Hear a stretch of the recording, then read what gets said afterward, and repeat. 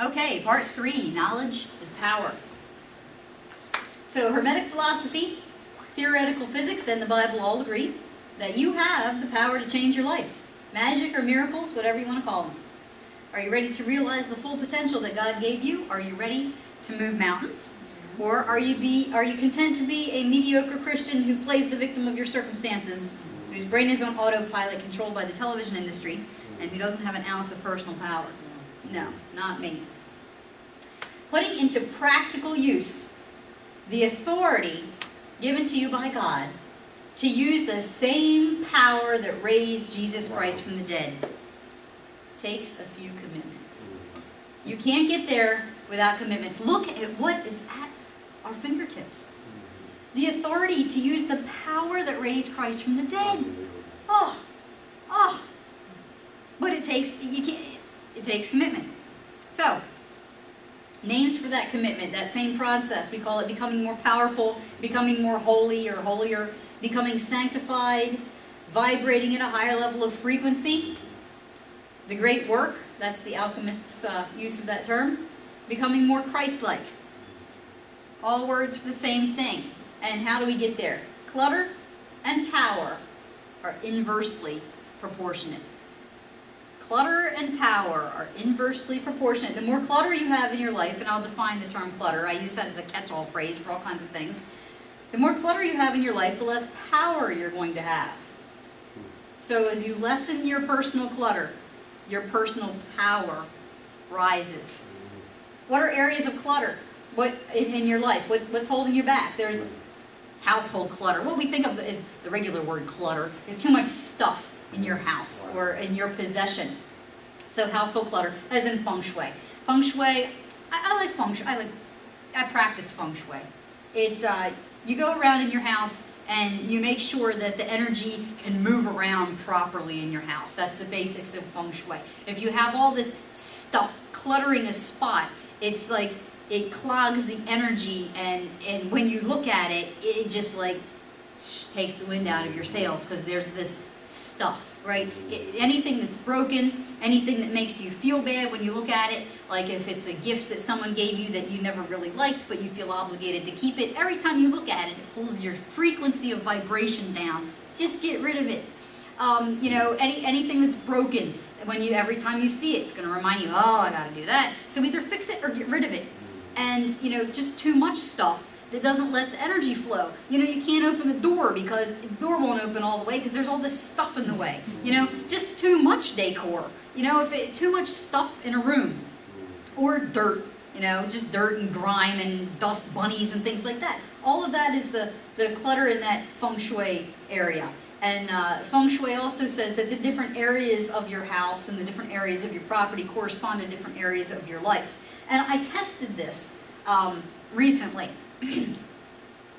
And whether or not it's true, I cannot say for sure. But it's an area that I'm going to research more to see if there's any science behind it and to see if I can find anything biblical behind it. But they call it the bagua. There's your diagram of your house, and the different areas in your house correspond with the different areas of your life. And there's this one area, when you first come in your front door, that is the career and life path area of your life. And if you have multiple stories, it corresponds to all of that. So there's this dormer in our house on the second floor that's right above the front door. It's a little cubby.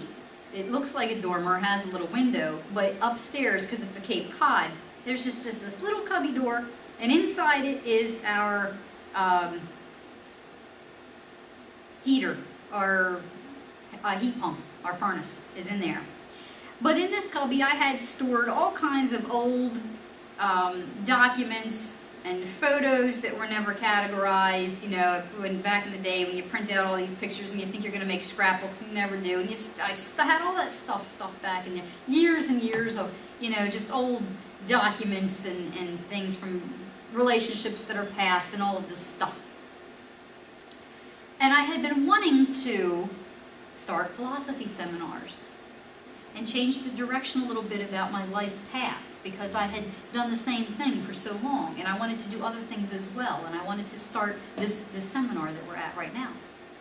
And I didn't think about this correspondence, but something just said, I'm tired of this different clutter, and I cleaned out that cubby, and I went through all kinds of old junk, and I just threw away 80% of it. And the 20% of the sentimental pictures and things when my kids grew up, you know, pictures of things they did or whatever, or things they made me, the things that I really wanted to keep, I categorized, I put in the scrapbooks, and I put them downstairs where the scrapbooks go. It just so happened to correspond with my family and community area of the Bagua. So all of a sudden there was nothing in that cubby that represented, there was no clogging of there was nothing that was keeping the energy stuck. There were no past things keeping me stuck in the past with my life path. And here we sit. And I just did that, what, a month ago? And here we are. So that's an area that I'm still going to study feng shui, because I kind of tested it out, and it seems as though it's working. But I don't know why yet. So, but you can't read yourself fast. So I'm going to study it. There's nothing wrong with studying it. It might turn out to be coincidence. I'm not real big on coincidence. But it might turn out to be different causes, or just maybe a simple cause and effect of, you know, I felt good because I cleaned out old stuff, so that gave me the energy to do something new. I mean, maybe that's all it is. Maybe it doesn't really correspond to the area in the house. But I'm interested in that, so I'm gonna look into that. So anyway, one area is actual household clutter. Another area is relationship clutter, stressful situations with people, or those friends that just pull you down, or that negative Nelly that, you know, relationship clutter, there comes in all forms. You know, some relationships just need to be ended, and some can be, you know, worked with to pull that level of vibration up within that relationship. Occupational clutter. If your job is too stressful, you really need to address that. It might be drastic measures, but you need to do what you need to do. Financial clutter, money stress, you know, that zaps your energy. That, you know, all of these things can pull you down. All of this clutter in your life is going to pull you down and rob you of that that energy, and it's going to pull down your vibrations. Physical body clutter, and that can be toxic fat. It can be poor health, different health issues. Almost all disease can be cured in 3 weeks with a raw vegan diet. Almost all diseases can be cured in 3 weeks with a raw vegan diet. So, and I'm still working on that. I am a vegetarian. I've been a vegan from time to time. I need to get back to that, quite frankly. I lost 50 pounds. I have probably 20 to go. But I'm, you know, it's a journey, and I'm committed. Because as that physical body clutter goes down, my personal power is going up, and I can see that already. I'm way more powerful than I was 50 pounds ago, let me tell you. Emotional clutter, perhaps from past experiences, things that happened to you in the past, maybe that someone hasn't, you know, you haven't dealt with yet, that's pulling you down. So all of these areas of clutter, and there's more, you can add your own personal area of clutter. But clutter is my catch-all phrase for anything that's pulling your frequency of vibration down and robbing you of power. As your clutter decreases, your personal power increases. With less clutter, you'll vibrate at a higher level. You'll have access to the higher planes. Your mind will be much quieter, and you'll be able to manifest desirable situations, miracles, or magic, whichever you want to call them. So, how do we get there? The Bible's magic. The Bible is magic.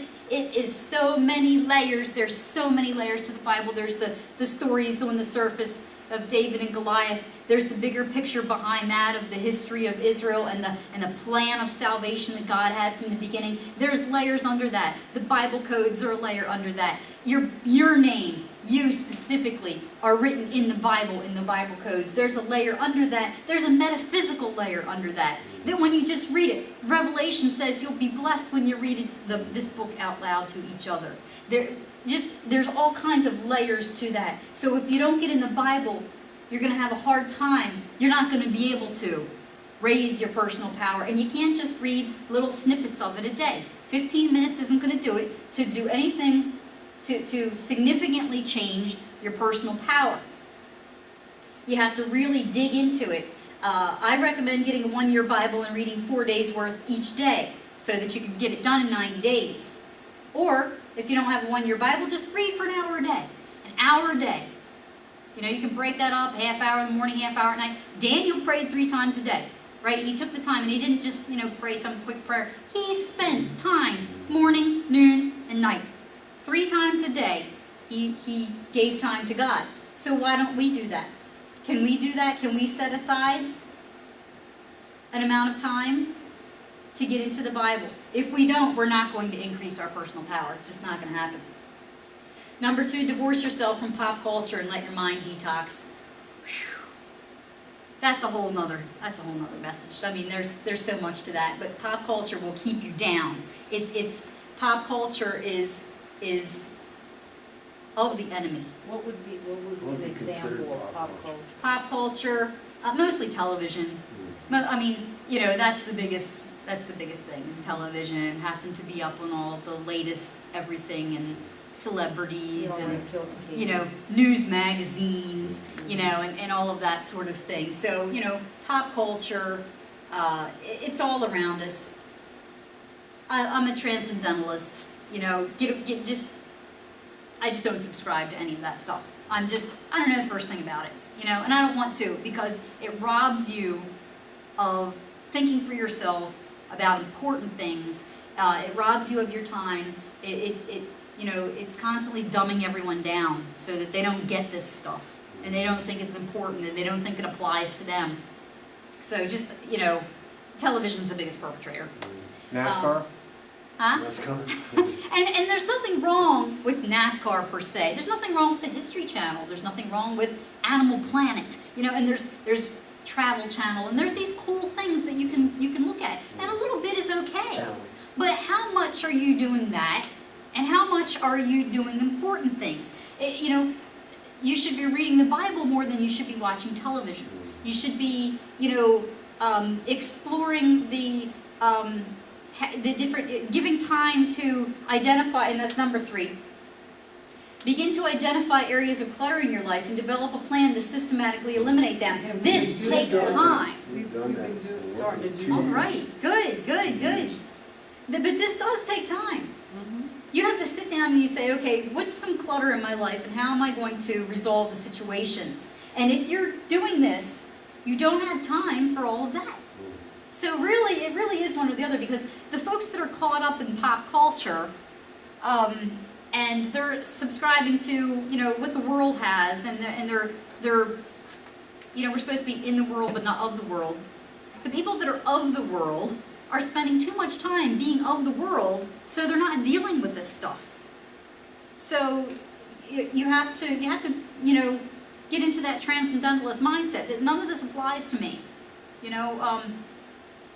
Thoreau just went out to Walden and had a little shack out there and just didn't subscribe to any of it to let his mind clear to figure out what he really needed. And it's amazing how little you really need. So that's the challenge, to start empowering ourselves to become the potent individual that God intended us to be, because we're not going to get there without this commitment. And this is heavy commitment. It's a heavy commitment. And that is it for tonight. It's achievable. Lot to think about. That's a right now message. It's very achievable. Yeah, it is. Thank you. It's a plan, and